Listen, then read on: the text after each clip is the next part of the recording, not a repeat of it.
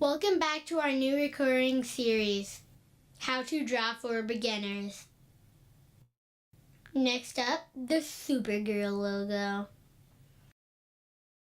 Okay, so the first thing we're going to draw is the shield shape. It's sort of like a triangle that's been cut off on the corners, the top corners.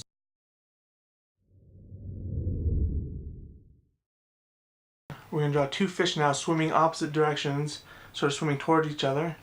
Okay. This is the tail of the fish. I'm doing that. You can sort of pause it here if you need to and take your time. We're going to draw the other fish. This one doesn't look as much like a fish. And on the Supergirl logo, it's squared off instead of rounded on that bottom corner of the second fish. Okay. And there's a little triangle here, and a sliver on the side here. And I forgot there's another little tiny piece on the top. And don't worry, yours doesn't have to look perfect. Just so you know, I actually drew fish. I gave them smiles. Nice. Griffin didn't actually draw fish. This is true.